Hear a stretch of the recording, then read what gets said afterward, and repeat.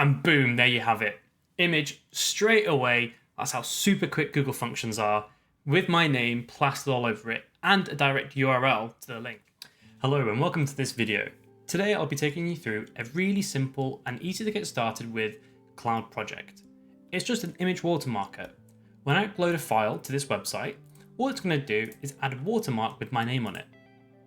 It uses Google Cloud Functions and Google Cloud Storage to achieve this. I'm going to take you through step by step how to build it in your own project. So let's have a look at how this app is architected. Firstly, we have our React UI.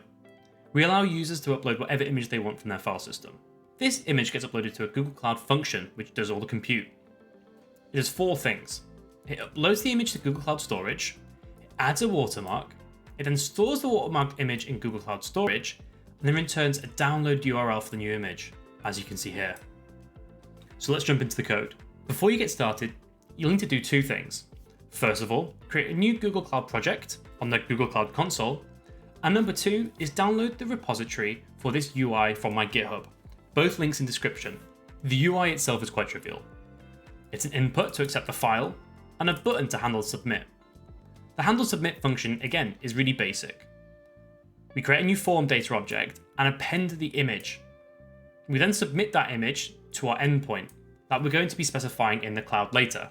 Let's go and do that now. Make sure that you're in the correct project as well. You can see at the top. Now let's go to storage, cloud storage.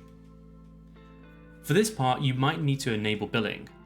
If this is your first Google Cloud project, you'll be eligible for $300 in credits. This should make your life super easy. Now that we've got billing set up, let's create a new bucket.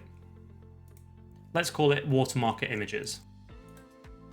I'm going to select a single region because I want to keep costs low. I'll choose London as well. I'm going to select standard class.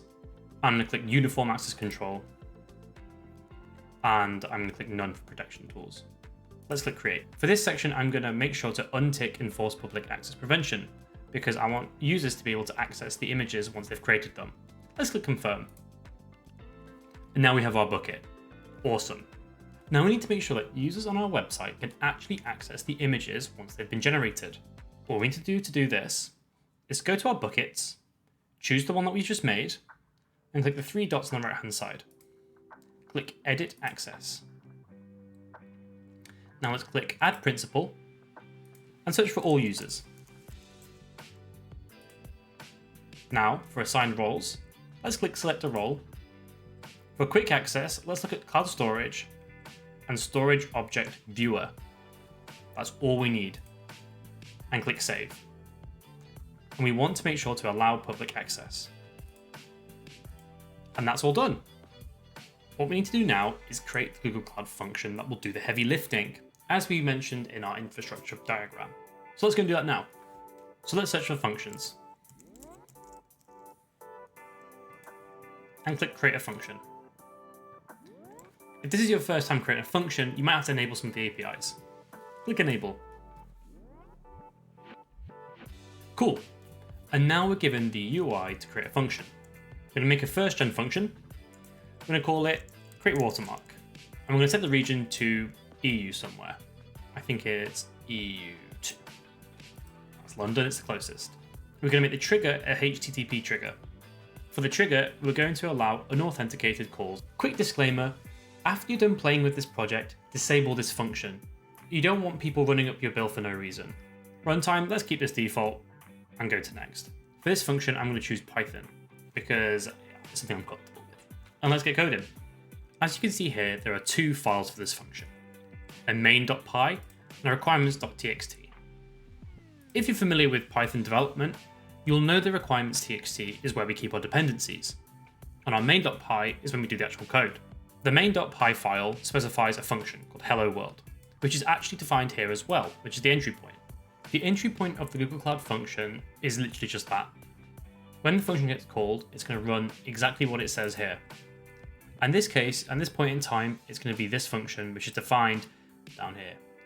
All it will do is it'll repeat the message it gets back in its requests, or hello world.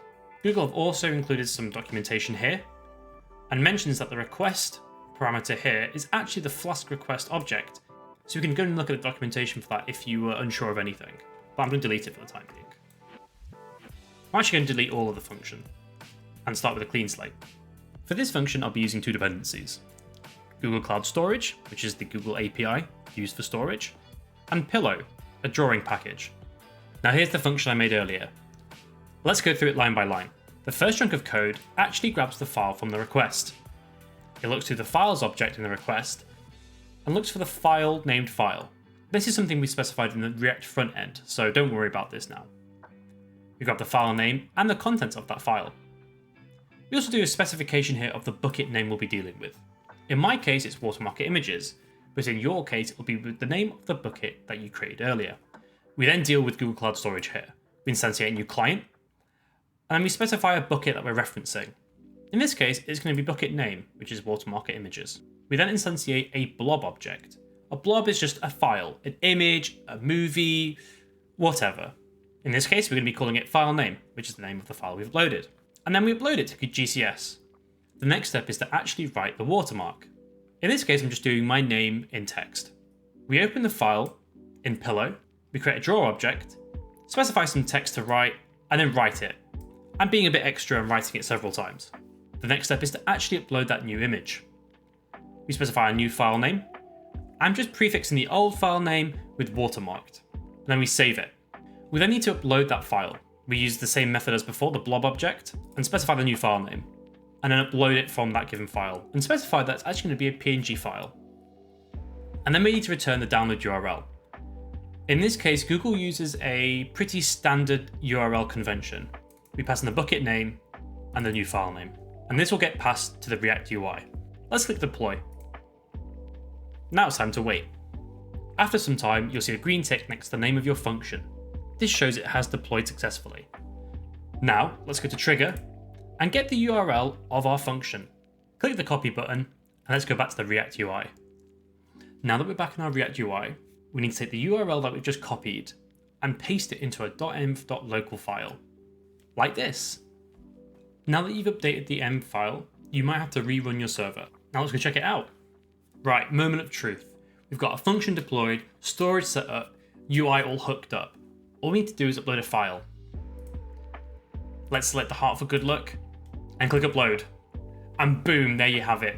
Image straight away. That's how super quick Google functions are, with my name plastered all over it and a direct URL to the image, which I can download. So let's recap what we've done here today. We've created a new bucket for Google Cloud Storage. We've created a new Google Cloud function. We've edited some of the identity and access management tools, and we've hooked it all up to a React front end. I would say that's a pretty solid beginner project, so congratulations if you've got this far. Applause. As always, links down in the description for everything I've mentioned, and if you enjoy this video, please leave a like and make sure to subscribe. Thanks for watching, and I'll see you in the next one.